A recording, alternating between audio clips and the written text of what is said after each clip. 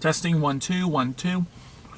Hey folks, I usually do this in the form of a long and verbose Facebook post or a series of tweets or what have you, but I'm kind of away from my computer right now.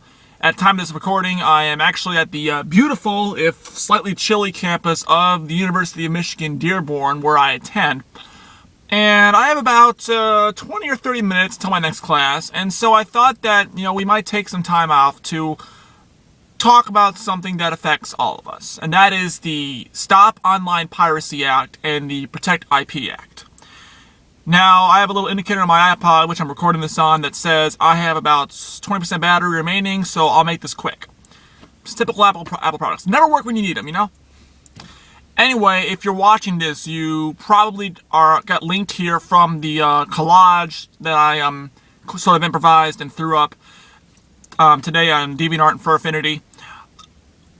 I saw a lot of people today doing the anti-SOPA website blackouts and stuff, and I wanted to be a part of it, but I don't have anything remotely big or important to black out. I don't have a proper site or a blog or anything, and I didn't feel like putting those twibbins on my Twitter account, so I decided to do this instead.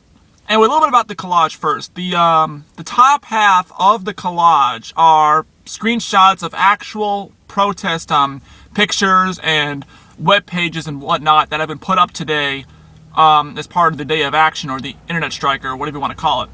And on the bottom are various screenshots and pictures from various websites that I visit, or art that's been done by some people I know in the furry fandom or wherever that are censored.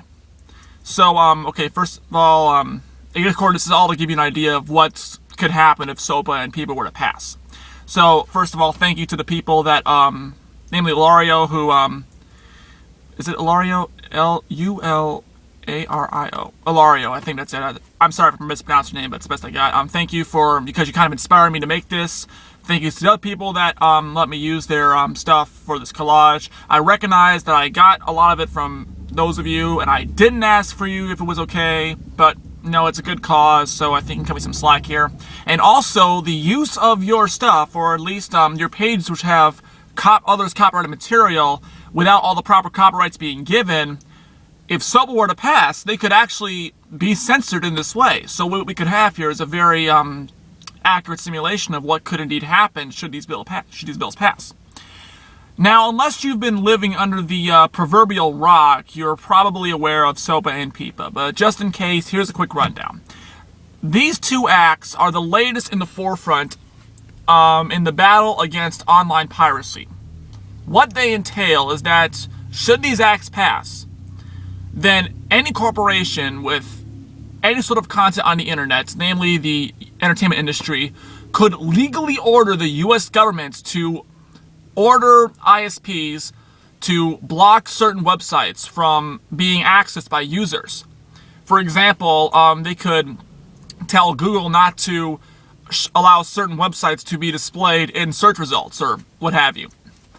And for this to happen, they don't need to be as blatant as, say, the Pirate Bay and have rips of, the new Halo game or the new Star Trek movie, an AVI format or 1080p before it even released to theaters. They don't even have to have that. All they need is for any form of copyrighted material to be used without all the permissions given and all the T's crossed and the I's dotted and whatnot. So say, for example, someone posts up a YouTube video with a Justin Bieber song in the background. The RIAA under SOPA or PIPA could legally order the U.S. government to tell YouTube to take that video down and properly police its videos, or it could be shut down. And in fact, Google, who owns YouTube, has stated that because there is no way under SOPA or PIPA they will ever be able to properly police YouTube, if these laws are passed, YouTube will more or less have to be shut down. So already you can see how serious this is. Now, also in that regard, to those people like streaming, any streaming of any sort of media, be it a TV show or a movie or a game, any sort of unauthorized streaming could not only get your Ustream or whatever site taken down, but it could even land you in jail. So, okay, already I think you can see how this is going to go. If these laws are passed, nobody is going to win.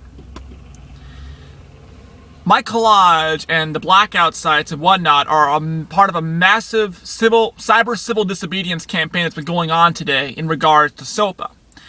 Now, what civil disobedience is, for those who aren't aware of the term, it's basically a principle that allows us to have all these protests and stuff. Essentially, it means that you can cause a disturbance as long as A, it's more or less legal, and B, you were justifiably angry when you did it. And that's what we have here today with all the sites blacking out and whatnot. This is why kids everywhere looking to cheat on their homework found that they could not get on Wikipedia, or people looking for a laugh couldn't get on Reddit or whatever.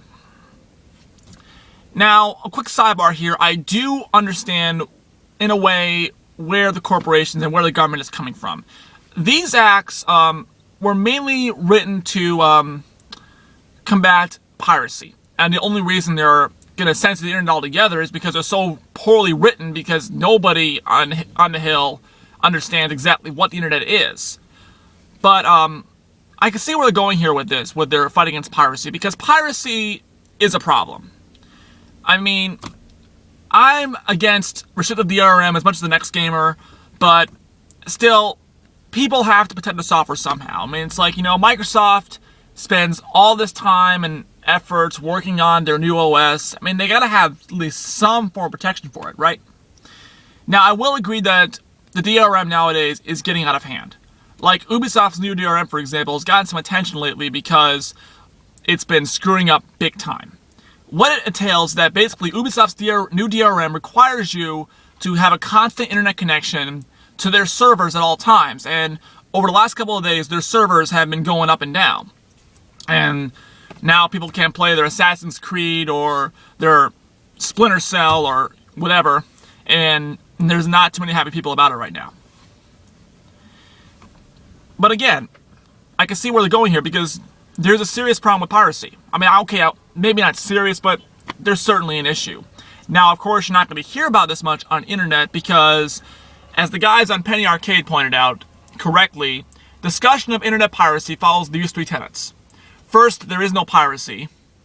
Second, to the extent that piracy exists, which it doesn't, it's your fault. And 3, if you try to protect your product in any way, we will steal it as a matter of principle.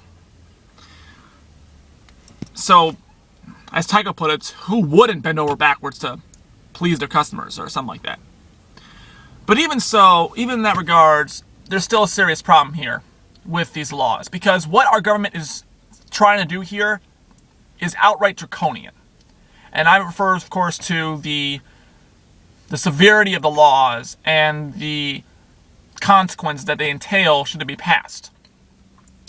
Now, what I haven't seen is an understanding as to why any government would even consider doing this, especially after seeing what China and Korea have been doing with their attempts to censor the internet. Now, of course, the answer is the reason our government is doing this is because the lobbyists from the entertainment industry have bugged them long enough. Then, of course, the question comes, why is the MPAA and the RIAA and pretty much every sports league imaginable and all other companies with media on the internet supporting this bill? Well, one might say money, dear boy, which may be true. But there's another reason. And that reason is that the internet is now undeniably the biggest avenue of convenience for every person on the planet. And it has also become the primary means of exploitation. And for a decade now, going all the way back to Napster, the corporations have been fighting internet pirates. And they've been doing it in a manner that resembles an arms race. The corporations put out a DRM, the hackers crack it. They put out a stronger DRM, the hackers crack that one, and so on and so forth. And now, the corporations are giving up. And with that I mean that by asking the government to pass SOPA and PIPA, they are asking the government for the keys to launch the missiles. Now, it sounds like an extreme analogy, but it's appropriate given the extreme nature of the situation. The dialogue, again, I'm stealing more stuff from Penny Arcade here, but I think it's appropriate for the situation. There's always been this dialogue between corporations and pirates. One that's always been characterized by ill will and mistrust. And this dialogue now has just simply ceased to exist. Something as extreme as SOPA and PIPA means they're done talking altogether. They don't care that in order to get the pirates, they have to punish everyone else on the internet. These bills are their response. It's their attempt to get the final word in the argument of online piracy.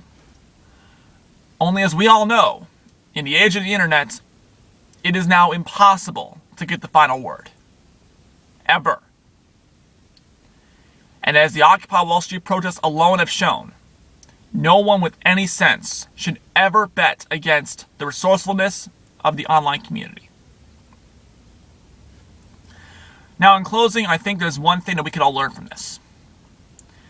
The internet is not, as the corporations would have our government believe, a series of tubes. The internet is a great tool at facilitating communication around the world. And even though it's got its shares of scammers and griefers and goons and just overall bad people, it has helped to unite the global community unlike anything ever attempted in human history. And it's only been able to do this through the freedoms and opportunities that have been provided through the unrestricted access of the internet. And SOPA and PIPA are threatening to take all that away. But there's a reason, of course, why these bills have almost no chance of passing. And it's not because there are some people on Hill who actually have more than one working neuron in their brains. It's because the community of internet denizens like myself and my friends in the furry fandom and the brony fandom or what have you, they are dedicated to preserving those freedoms and those opportunities that make the internet special. And it is this willingness to fight tooth and nail, and maybe in some cases to the death, to defend the internet, that makes the internet more than just a series of tubes or a communication tool. In regards to the community and their desire to protect the internet is more like, as I put it on Facebook, a thermonuclear bomb. And it is not to be fucked with, especially if you don't know what the hell you're doing. Okay, so that'll about do it. I hope you all learned something here from this thing. I don't think I've said anything that you already don't know, but I'm just doing my part here. And again, even though SOPA and PIPA have been the mark on these bills has been delayed till next month, the fight isn't over yet. And even these bills should be shot down, and they probably will be shot down. There's no telling what the corporations and so on and so forth might do next in their attempt to bring about a future where a P2P file sharer has the cops at their doors within minutes. Or when some 10-year-old kid has to pay royalty fees to Universal Media Group for using a song by Ludacris or whatever in their video. So, tell your friends, get the word out, write your congressmen, your senators, do whatever you have to do. Because for the sake of not just the internet, but the future of mankind as a whole, we cannot allow these bills to pass. Stop SOPA. Stop PIPA. Preserve the internet. Thank you, and good night.